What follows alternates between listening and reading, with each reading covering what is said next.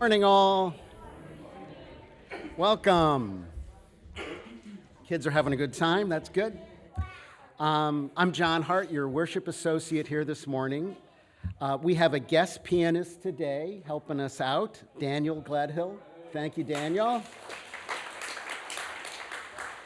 We also have a guest minister today, a member of our congregation, James Whitker.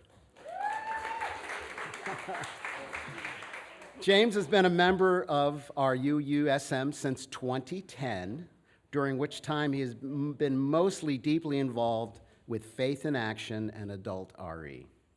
He's a student of Unitarian Universalist history and is interested in the connection between theologies, ideas, and social justice. He currently serves on the UUSM's Ministerial Search Committee, as well as the board of the Unitarian Universalist Humanist Association. I didn't know there was one. Professionally, he works as a documentary film and TV editor and producer. So, in this summertime season of abundance, let's take a moment to savor the sensory gifts of summer.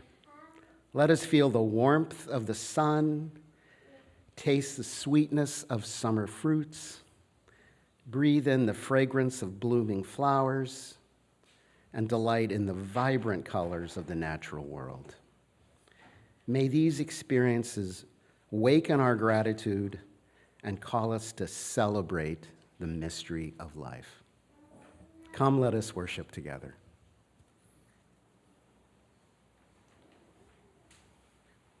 Good morning, everybody.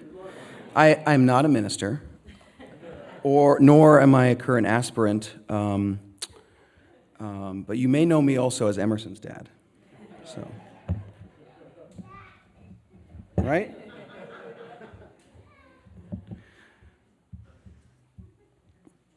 I offer these words by Reverend Gretchen Haley this morning for our chalice lighting. There is too much beauty in this world to give up on it yet, and it is always too soon to surrender to cynicism. Bring your doubt, your skepticism, your downright confusion, even your bitterness. But in the midst of all these, in the center, wrap your tender fingers around that still bright thread of hope.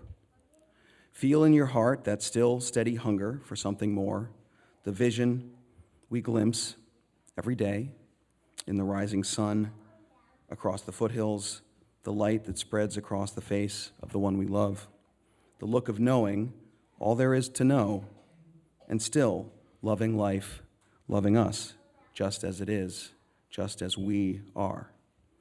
For this hour, we come to celebrate, to praise, to give thanks, to refuse to give up, to steady ourselves, keepers of hope, brave builders of this still possible world.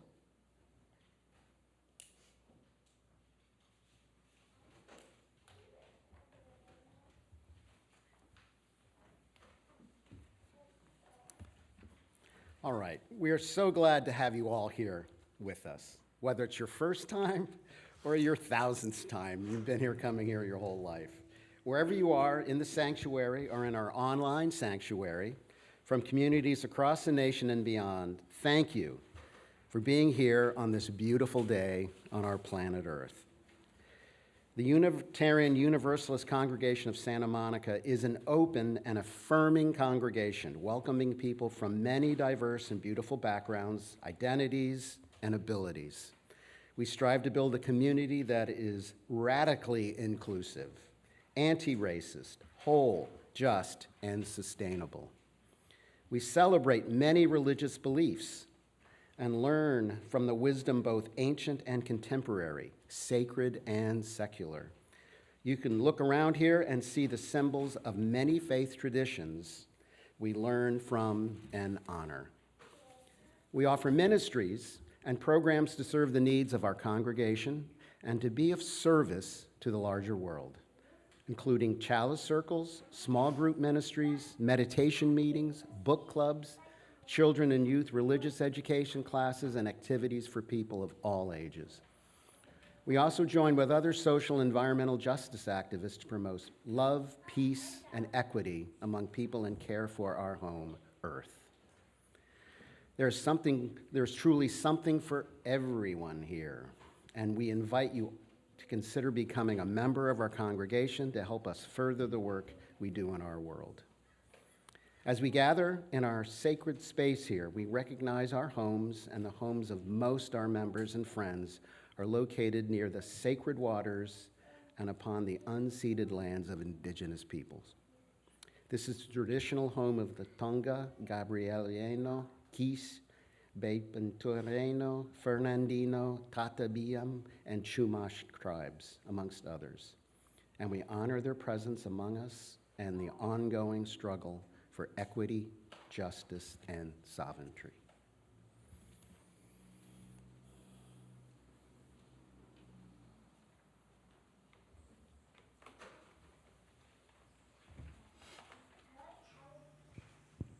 Please rise in body or in spirit for our opening hymn. This is 301 in your gray hymnal, Touch the Earth and Reach the Sky.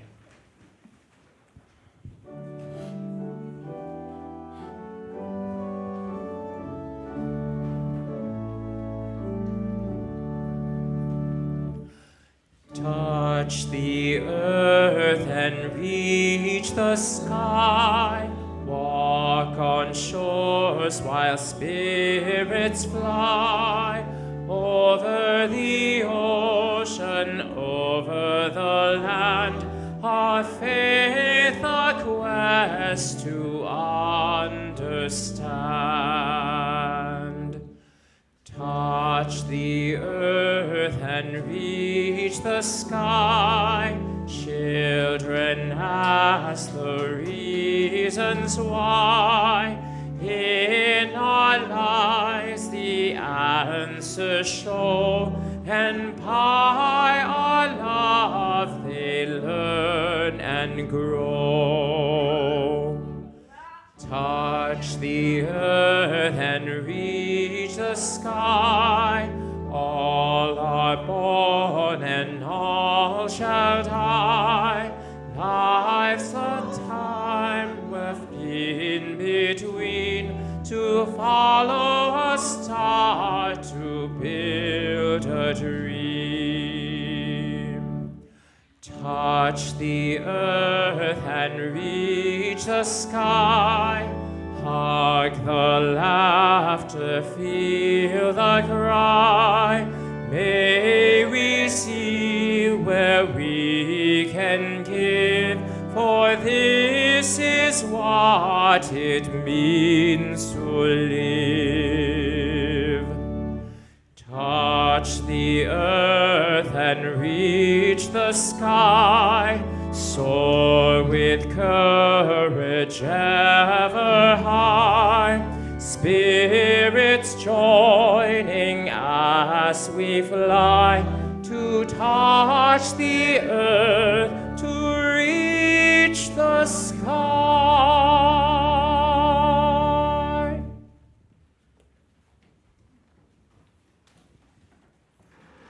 Love is the doctrine of this church.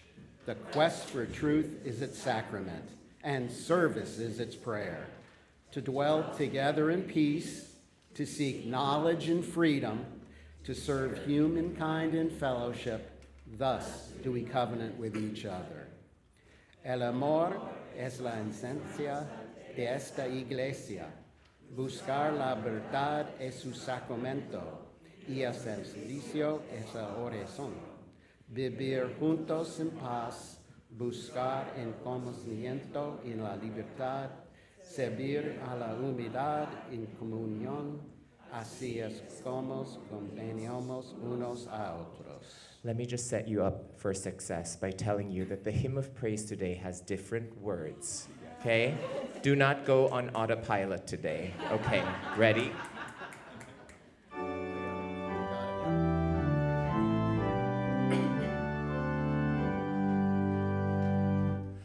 Let those who live in every land declare that fear and war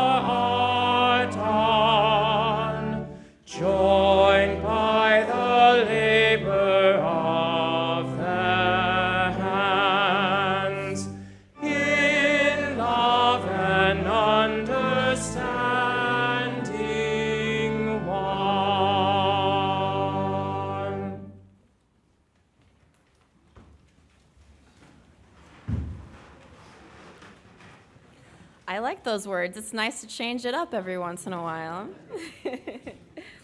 My name is Jessica Denhave Place, and I'm the director of multi-generational religious education here. And right now is our time when our kids over in the kids' corner getting their bags ready to come collect your donations for the Westside Food Bank. So raise your hand if you have any food donations for us today, and one of our helpers will come get those from you. Move our collection box a safe distance from the chalice there. That always gets me a little nervous. But thank you so much to all of our kids helping. It's important for us to teach our youngest members the value of service and of helping others. All right, what do we got today? What you bringing back, Sebastian? What's in your bag? Some cans of tuna. That's some good stuff to bring in. Always canned food, cereals, peanut butter, shelf-stable items like that are great donations for the Westside Food Bank. Thank you, everyone. You can put them over there. What do you have, Emerson? Oh, some beans. Yeah, dried beans. That's a great offering, too. And rice and beans. There you go. Oh, and coffee. Thank you to whoever brought that. Essential. Just because you're in need doesn't mean you don't deserve those little treats that help us humans get through the day. Thank you, everyone. So you can come gather to the steps. I'll meet you down there in one sec for our time for all ages.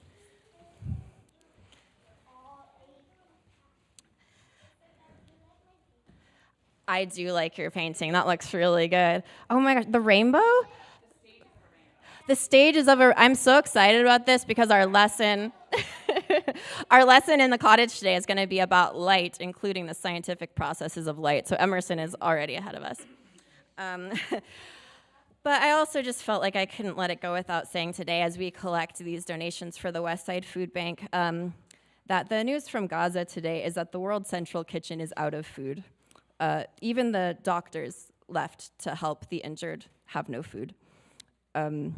Israel is intentionally starving every person in Gaza with bipartisan support from the U.S. for the last 2 years. I can't answer the question of exactly what we can do to stop that at this point, but I know that it's part of our duty as moral and spiritual people to contemplate our own complicity, our own silence in that. So I just couldn't let that go without saying today, because I love these children here, and they inspire me to do what I can to help children in other parts of the world. So I just had to say that, but now we'll get ready for our time for all ages.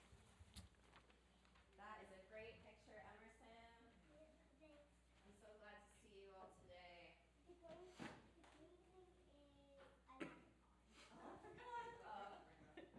Very important part of the scientific process, the leprecons. No, no, imagination and science are both important. That's wonderful. So today, Mr. James up there, Emerson's dad, is going to talk about someone named Mark Twain. Have you ever heard of Mark Twain? Maybe you're not old enough yet to have read his books in school, but I bet you will, because he's a very important author in the history of our country. And guess what I learned about Mark Twain when I was looking up some more information about him this week? We have something in common. I don't know what his mom's name is. I'll have to look that one up. That's a good question. Emerson's mom. This is Liz. I know her name. But I also found out that, so Mark Twain, he loved cats, and I love cats. Any other cat lovers out there? Yeah. Heck yeah. Oh yeah, you have a pet cat named Kitten. That's awesome.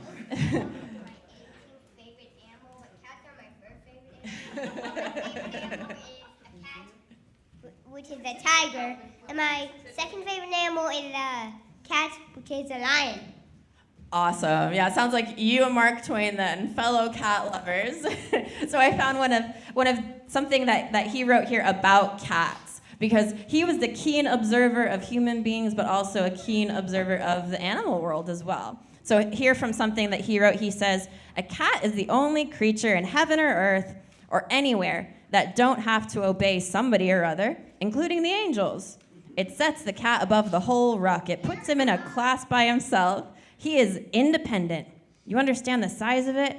He's the only independent person there is. There's always somebody a king has to obey, a priest or a ring or a nation or a deity or whatnot. But it ain't so with a cat.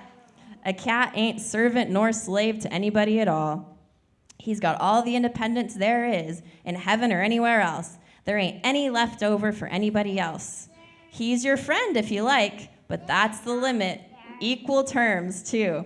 Be you king or be you cobbler. You can't play any I'm better than you on a cat. No, sir. Yes, he's your friend if you like, but you gotta treat him like a gentleman. There ain't any other terms. I think that's very true of the cats that I've known. And it's something I admire about cats. They have an independent spirit, and they can teach us that making a friend takes patience and kindness and understanding of maybe the different ways that a friend communicates. And as Unitarian Universalists, we learn not just from the wisdom of people, but the wisdom of animals. Oh, and the wisdom of art. That is beautiful, Theo.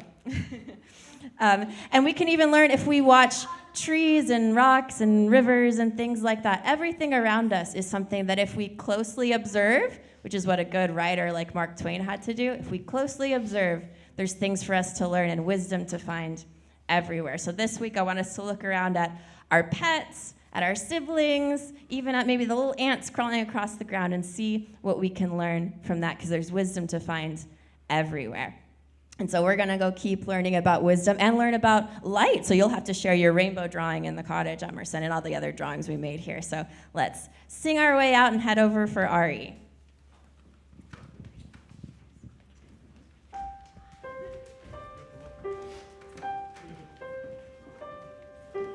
Go now in peace, go now in peace.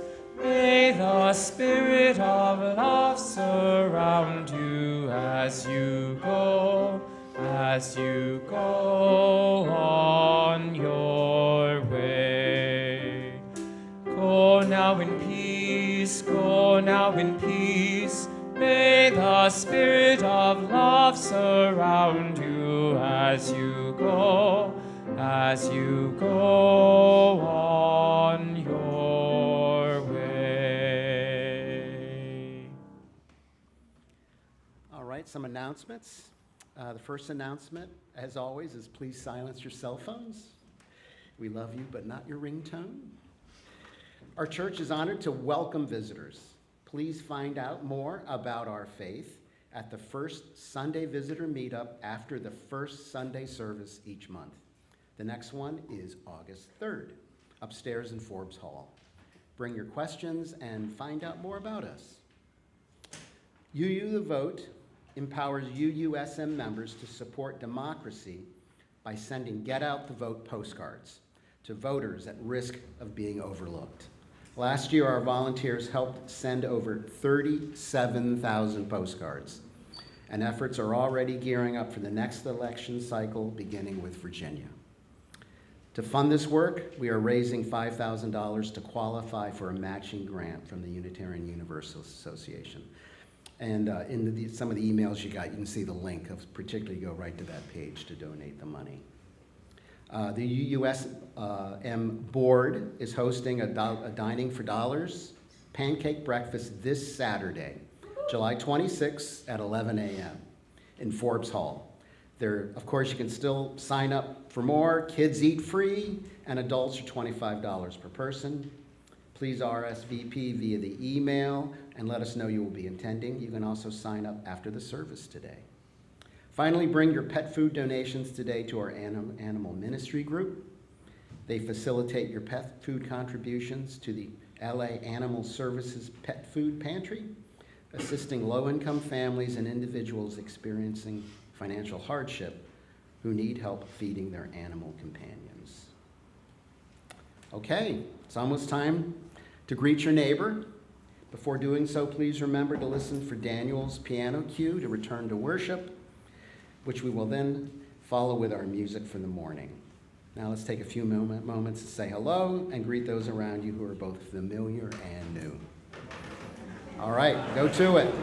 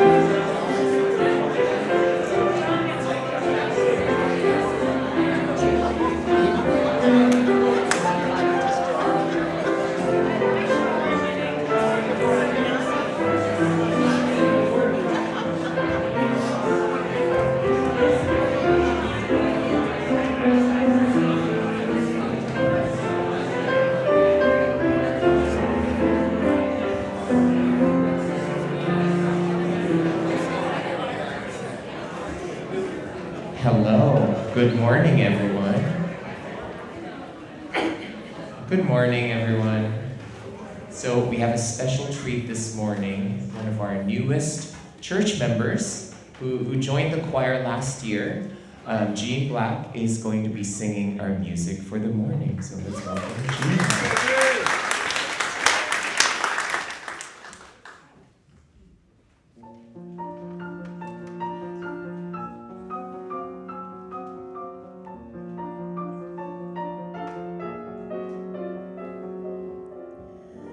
Ain't no miracle being born, people doing it every day. Ain't no miracle growing up, people just grow that way. So it goes, like the river flows, and time just rolls right on. And maybe what's good gets a little bit better, and maybe what's bad gets gone.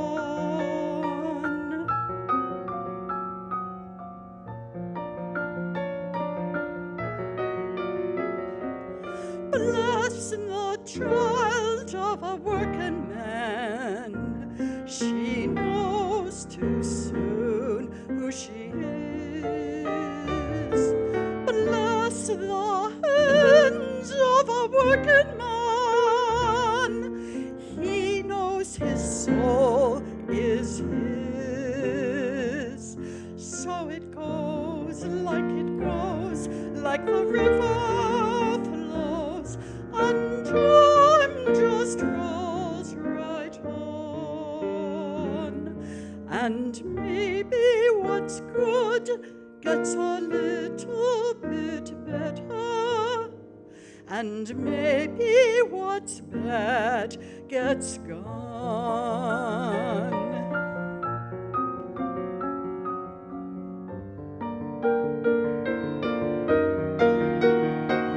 So it goes, like the river flows, and time keeps rolling on.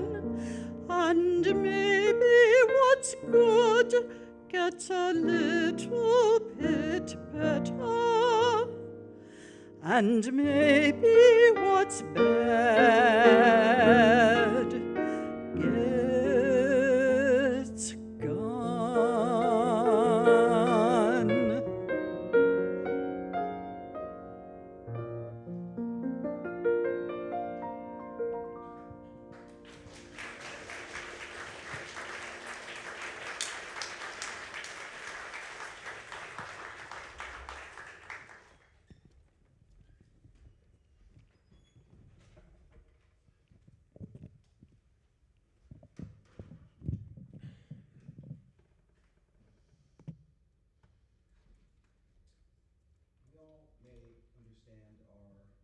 Relationship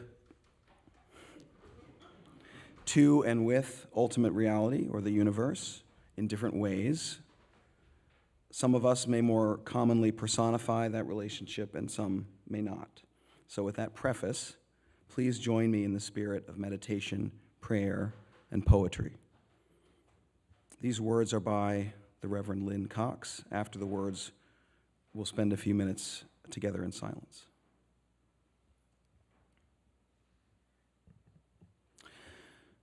Spirit of life, ground of our being, root of unified mystery, growing into myriad branches of expression. Bring us together now. Bring us close to the earth, ear to the whispering grass, quietly, attentively, waiting with slow breaths, listening for the very stones to cry out with their rocky stories of tectonic plates meeting and parting, meeting, their mineral memories of Hadean days, molten rocks flowing and joining, their ancient legends of stars born out of the collapse of other stars. Help us to remember, help us to piece together our oneness with matter, our oneness that matters. With one more deep breath, may we rise, star stuff walking and rolling across the surface of an impossible blue-green planet. May we join together to heal what is divided. May we find wholeness within, without, among, between. Eternal source, seed of the universe, help us to grow peace.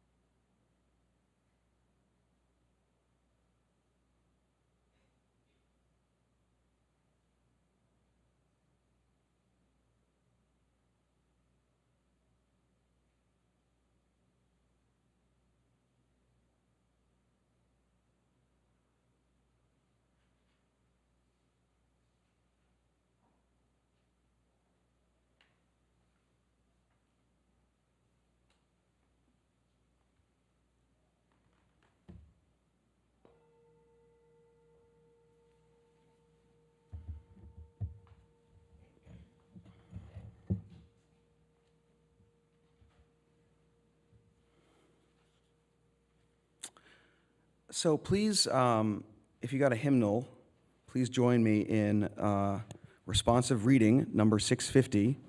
We don't often do these. These are a little bit interactive.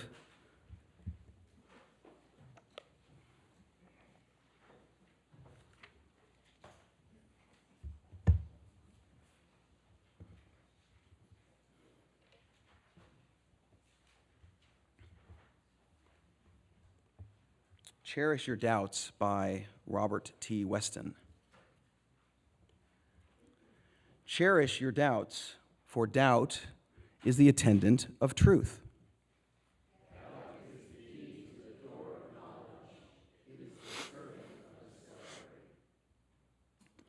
A belief which may not be questioned binds us to error, for there is incompleteness and imperfection in every belief.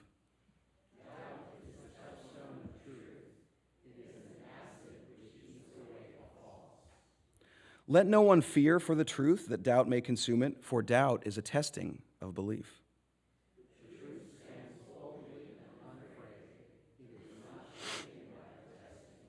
For truth, if it be truth, arises from each testing stronger, more secure.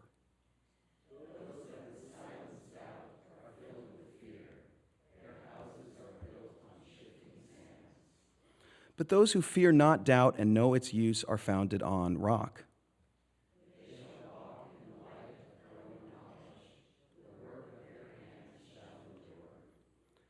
Therefore, let us not fear doubt, but let us rejoice in its help.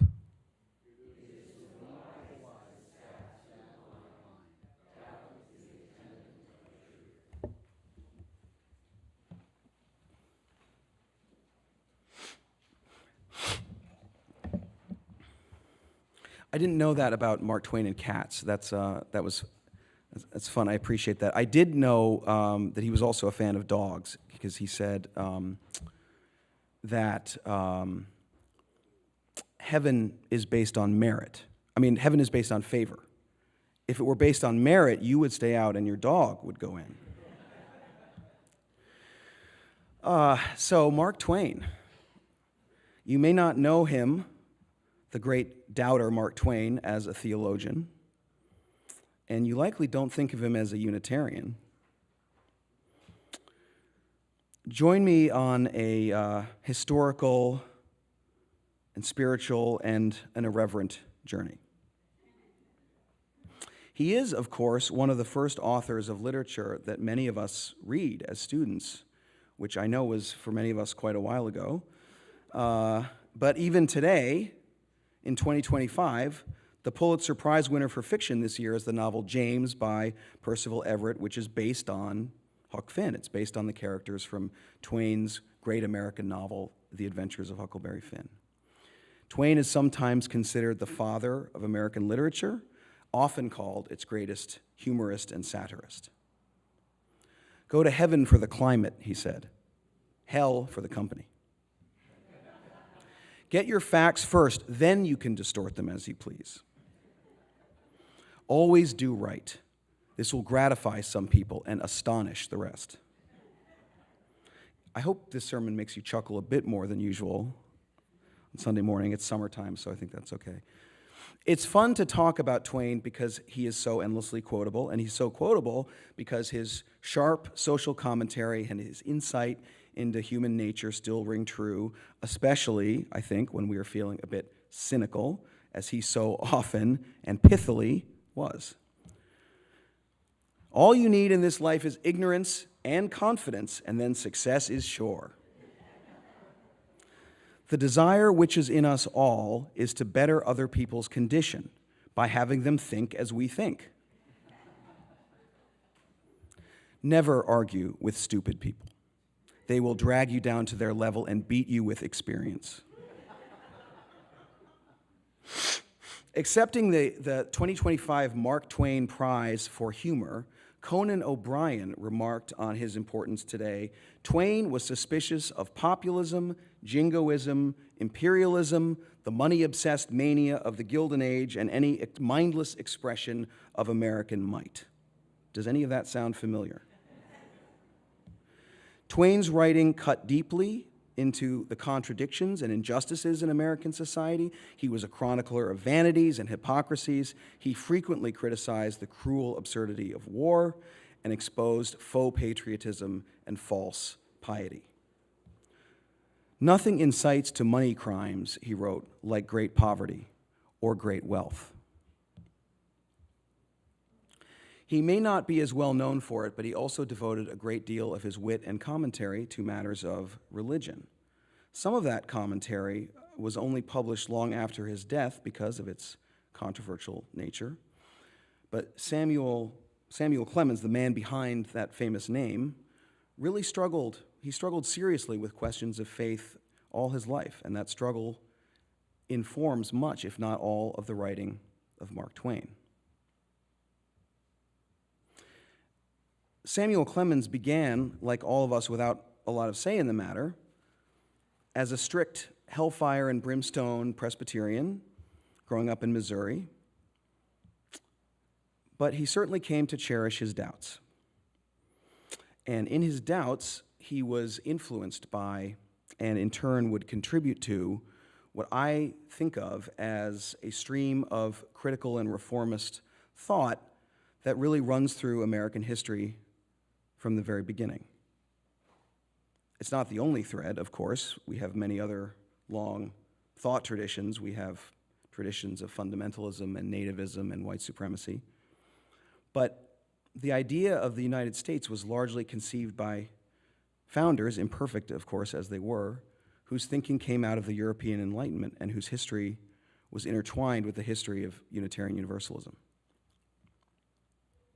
Here, please indulge me in a short historical tangent, something I know I am prone to. It will be helpful, I think. The Unitarians and Universalists had been heretics and dissenters for centuries, spiritual thinkers who went against the grain and often got themselves in trouble for asking too many questions. A number of the American founders had ties to early American Unitarianism, like Thomas Jefferson, Declaration signer Benjamin Rush, and John Adams, who would become a Unitarian himself. And some of the founders, like Jefferson and Thomas Paine and perhaps others behind closed doors, were even more radical deists who believed in a God of nature, but not necessarily biblical Christianity. They didn't believe in a God who pulled the strings of the world or granted divine rights to any king, and so they believed that a better nation would be ruled by human laws with church and state separate. The history of Unitarian Universalists is at least in part a history of doubt. Doubt in a Trinity and related doubts about the divinity of Jesus, original sin, and blood atonement. Doubt that an omniscient God would condemn the children he created to eternal suffering. Doubt about miracles, because supernatural miracles, because as Ralph Waldo Emerson wrote, they're not one with the blowing clover and the falling rain. Doubt in any fixed creed, which is still with us. Mark Twain never really gave up his identity as a nominal Presbyterian, but he admired the Unitarian emphasis on reason, individual conscience, and social reform. He befriended a number of Unitarians in his time and spoke at the dedication of at least one Unitarian church in Connecticut. The speech was reportedly very funny, but is unfortunately lost to us. In midlife, he became close friends with the Reverend Joseph Twitchell, described as a humanistic and abolitionist Congregationalist minister with Unitarian leanings. In an essay from the archives of Meadville Lombard, the UU Seminary, Duane Utsi, a scholar of Twain and his relationship to liberal religion, argues that Twitchell deeply influenced Twain's worldview and his work, and that various strands of radical and liberal thought underlie his personal religious quest and manifest in his writing. Like his other work, Twain's writing on religion is filled with satire, irreverence, and humor. It's often about what he saw as the contradictions, injustices, and absurdities. A compendium of this work is from a couple decades ago, The Bible According to Mark Twain, which compiles short stories, essays, and his letters and notebook entries, some of which his estate only released in 1964. I meant to bring the book to show you, but I think it could make a good subject of an adult RE class at some point. Man is a religious animal. He is the only religious animal. He's the only animal that has the true religion. Several of them, in fact. He is the only animal that loves his neighbor as himself and cuts his throat if his theology isn't straight. He has made a graveyard of the globe in trying his honest best to smooth his brother's path to happiness in heaven. So much blood has been shed by the church because of an omission from the gospel. Ye shall be indifferent as to what your neighbor's religion is. Not merely tolerant of it, but indifferent.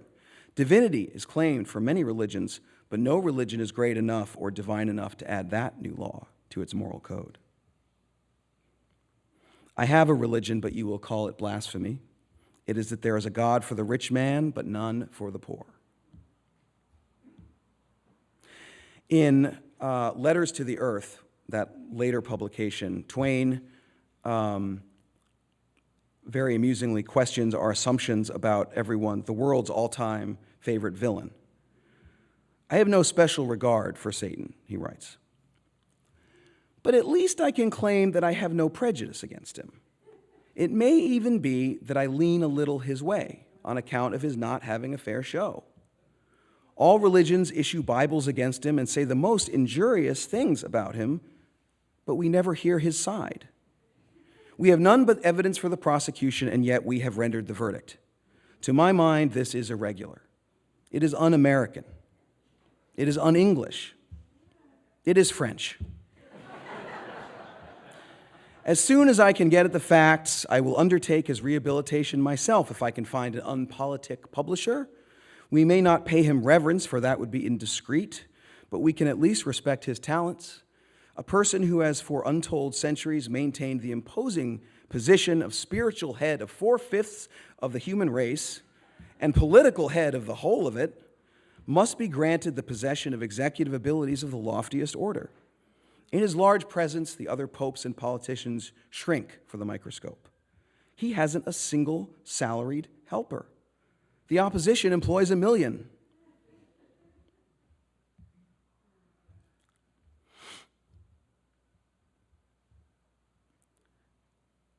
So it may be surprising, you may be surprised as I was, to learn that Mark Twain had confided in his brother that from an early age, his two most powerful ambitions in life had been to become a riverboat pilot and to become a preacher of the gospel.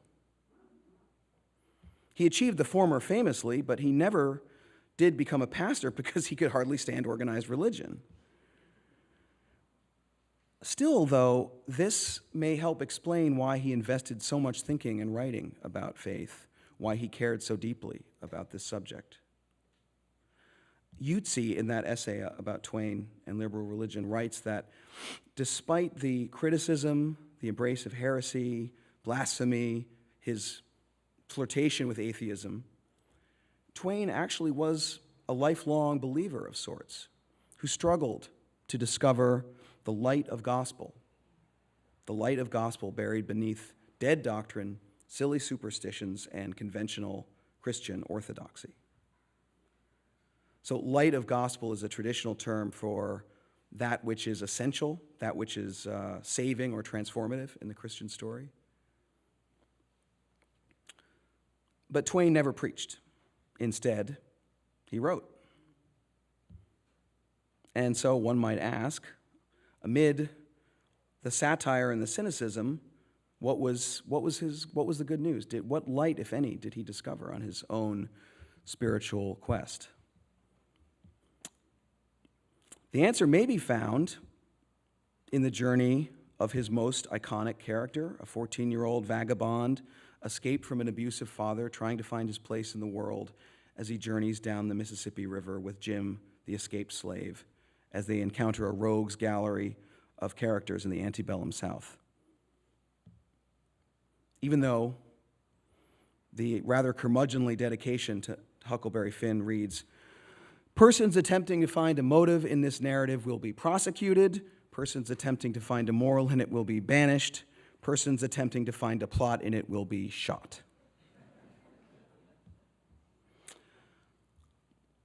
But someone who thought so was Rachel Held Evans, someone who may not be a household name to UUs, but she was a prolific young Christian writer from Tennessee who chronicled her struggles with faith and her own spiritual journey from a strict evangelical upbringing. She gained a wide following in her 20s and early 30s, and her fame, her feminism, and her witnessing for the marginalized drew the ire of more than a few religious authorities before her untimely passing in 2019. Her favorite author of all time, she wrote, was Mark Twain, for the way his writing had influenced her own path, particularly the climax of Huck Finn, which had stayed with her. It's a story that stayed with me as well. I've thought of it often. And I should say here, I'm going to spoil the ending of Huck Finn, in case anyone hasn't read it. You can, yeah. So in the story, Jim has been taken, kidnapped, and sold to the Phelpses and locked up, where he waits his return to his rightful owner for a $200 reward. Huck goes back to the raft to figure out what to do next. And so there he gets to thinking about what to do. He gets to thinking about the lessons he learned in Sunday school, about what happens to people like him who assist runaway slaves. People that acts as I'd been acting about Jim, Huck says, goes to everlasting fire. And here Rachel Held Evans notes the Bible is clear, even in the New Testament, right? Slaves, obey your earthly masters with respect and fear, writes Paul. Huck feels genuine conviction regarding his sin and fearful of his certain fate in hell unless he changes course. He decides to write a letter to Jim's owner, Miss Watson, to tell her where Jim can be found. He feels relieved. I felt good and all washed clean of sin for the first time I had ever felt so in my life, and I knowed I could pray now. But I didn't do it straight off, but laid the paper down and sat there thinking how good it was all this happened so, and how near I come to being lost and going to hell. And I went on thinking, and got to thinking over our trip down the river, and I see Jim before me all the time, in the day and in the nighttime, sometimes moonlight, sometimes storms, and we are floating along, talking and singing and laughing. But somehow I couldn't seem to strike no places to harden me against him, but only the other kind. I'd see him standing my watch on top of his instead of calling me so I could go on sleeping, and see him how glad he was when I come back out of the fog, and when I come to him again in the swamp, up there where the feud was, and such like times. And he would always call me honey and pet me and do everything he could think of for me, and how good he always was. And at last, I struck the time, I saved him by telling the men we had smallpox aboard, and he was so grateful and said I was the best friend old Jim ever had and the only one he's got now. And then I happened to look around and see that paper. It was a close place. I took it up and held it in my hand. I was a-trembling because I got to decide forever betwixt two things. I studied a minute, sort of holding my breath. And then I says to myself, all right, then I'll go to hell, and tore it up. It was awful thoughts and awful words, but they was said. And I let them stay said, and never thought no more about reforming. I shoved the whole thing out of my head and said I would take up wickedness again, and which was in my line, being brung up to it, and the other weren't. And for a starter, I would go to work and steal Jim out of slavery again. And I could think up anything worse, I would do that too, because as long as I was in, and in for good, I might as well go the whole hog. What's happening here, of course, writes Rachel Held Evans, is that Huck is listening to his conscience and discovering moral courage. He's coming of age. He's being true to himself and true to his friend. Somewhere deep down, he doubts what he's been taught. And he sees the humanity in the one character in the story who probably has the most but is supposed to have none.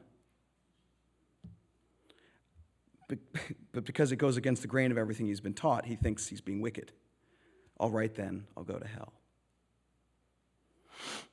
To me, the story evokes what the liberal religious tradition has often held up as the true spirit and meaning of the Gospels and the person who inspired them.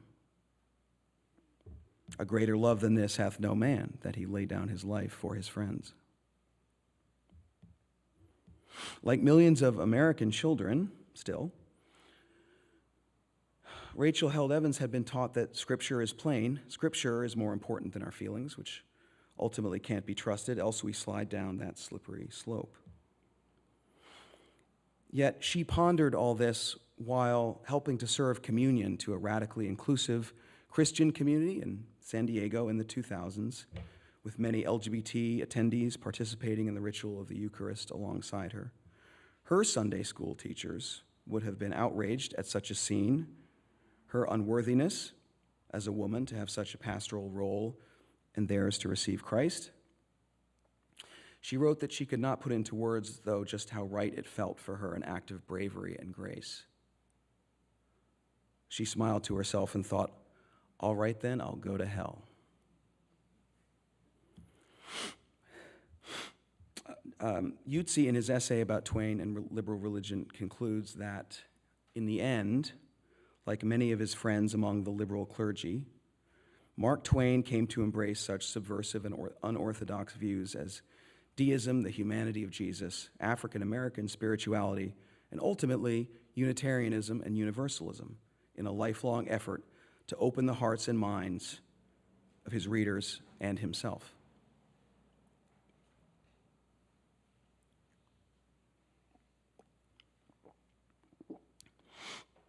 Another belief of Twain's was that no sinner is ever saved after the first 20 minutes of a sermon. So in closing, doubt, UU Reverend Robert Weston reminded us in the reading, can be a powerful tool, but its virtue is not merely in deconstruction and the shattering of the false. It's in what we might find on the other side of that doubt. It's in the new truth, the new light, perhaps, it can help us to discover. Worth remembering, I think, as we find ourselves increasingly in a time when we could use more moral courage, a time of viral misinformation, a time of conspiracy theories gone wild, with algorithms and echo chambers making it hard for a lot of good people to separate the true from the false. Twain wrote, "It ain't what you don't know that gets you into trouble. It's what you know for sure that just ain't so." Surely Unitarian Universalism is rare among religious movements, if we can tout ourselves just a little bit, in that it has long encouraged us to ask big questions, to use our reason, our conscience, our spiritual experience in matters of belief above what we may simply have been told or taught. That can actually make the spiritual journey hard work at times, but never boring and ultimately rewarding. A spiritual poet once wrote, "There is more faith in honest doubt, believe me, than in half the creeds." Mark Twain believed that, and I do too. May it be so.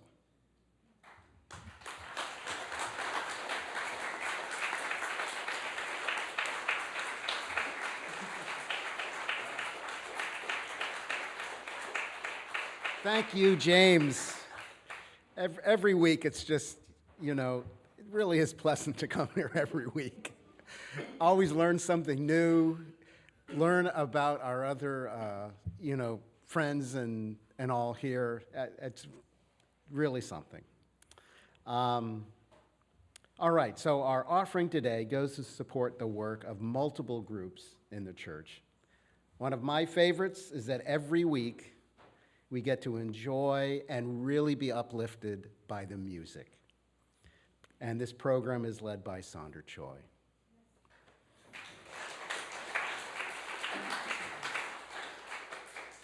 In addition, half of our Sunday offering this month goes to CARESEN, the Central American Resource Center of Los Angeles.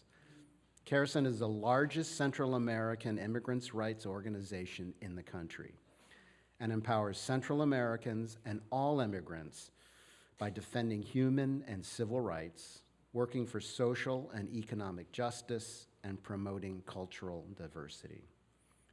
CARESEN envisions Los Angeles as a place where Central Americans and all other communities live in peace and dignity, enjoy economic well-being, social justice, and political empowerment. We invite you to contribute in whatever way feels right for you. Ways to give are displayed on the slide behind me. All the ways of receiving support are gratefully accepted. Cash or checks can be placed in the offertory bags that will soon be passed around shortly. Thank you for all that you give, monetarily and also through your time and care at church and beyond. Ushers are invited to come forward. Your offering will now be gratefully received.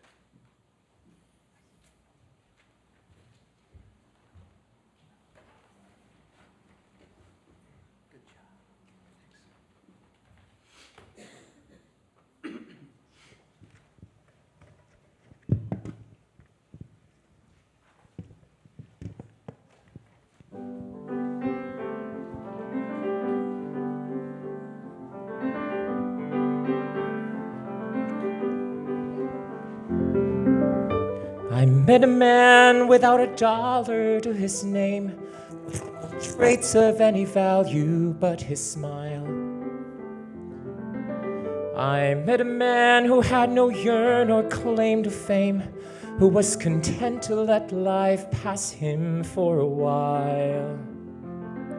And I was sure that all I ever wanted was a life like the movie stars led. And he kissed me right here and he said, I'll give you stars and the moon and a soul to guide you, and a promise I'll never let go. I'll bring you hope to bring out all the life inside you and the strength that will help you grow. I'll give you truth and a future that's 20 times better than any Hollywood plot. And I thought, you know, I'd rather have a yacht.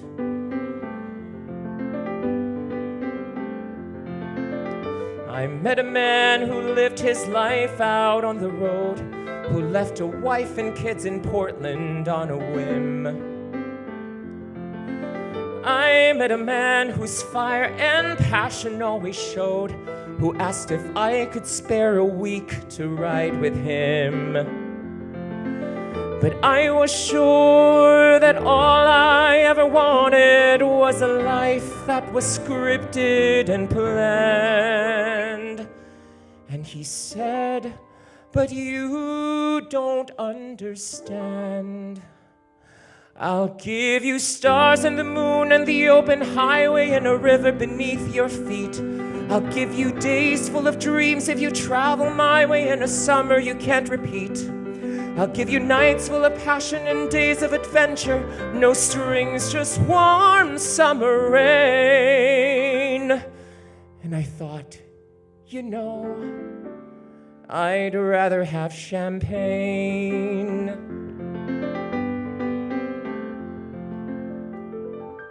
I met a man who had a fortune in the bank, who had retired at age 30, set for life. I met a man and didn't know which stars to thank, and then he asked one day if I would be his wife. And I looked up, and all I could think of was the life I had dreamt I would live. And I said to him, what will you give? I'll give you cars and a townhouse in Turtle Bay and a fur and a diamond ring. And we'll get married in Spain in my yacht today, and we'll honeymoon in Beijing. And you'll meet stars at the parties I throw at my villas in Nice and Paris in June. And I thought, okay. And I took a breath. And I got my yacht. And the years went by, and it never changed. And I never grew, and I never dreamed. And I woke one day, and I looked around, and I thought, my God, I'll never have the moon.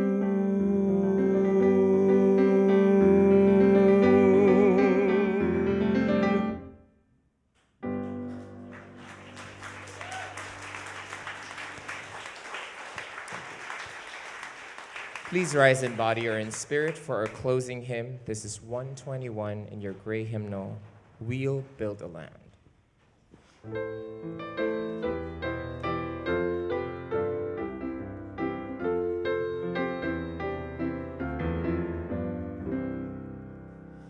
We'll build a land where we bind up the broken.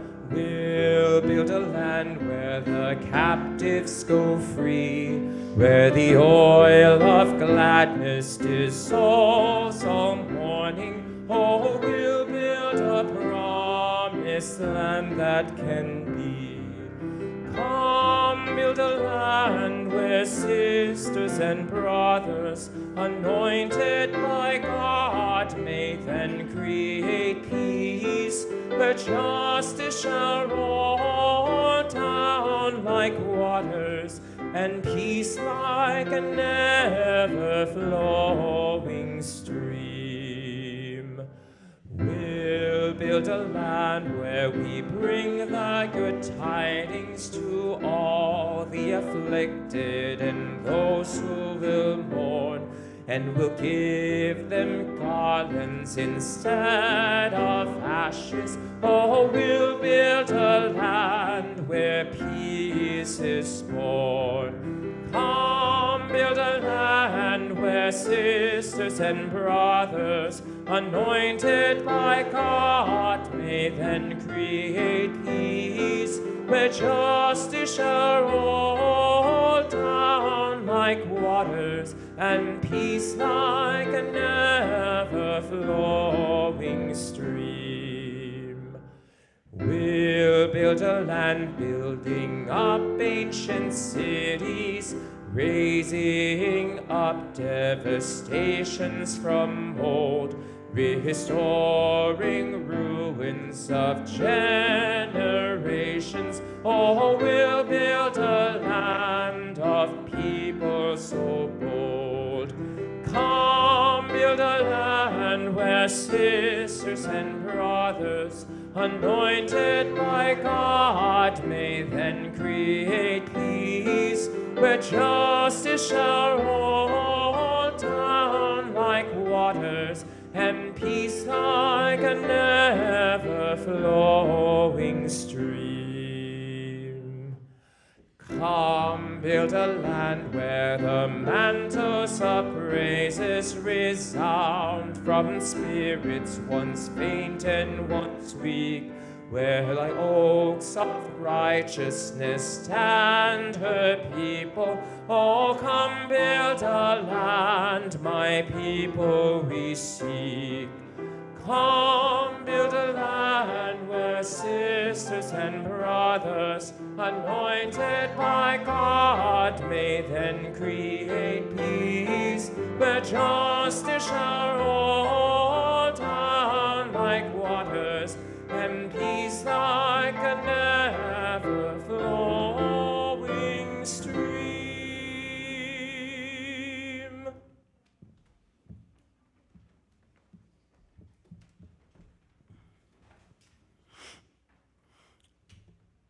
Thanks for being here this morning. I just want to say I really welcome your feedback, questions, complaints, objections, all the above. I don't do this professionally, so I like to hear people's thoughts and input.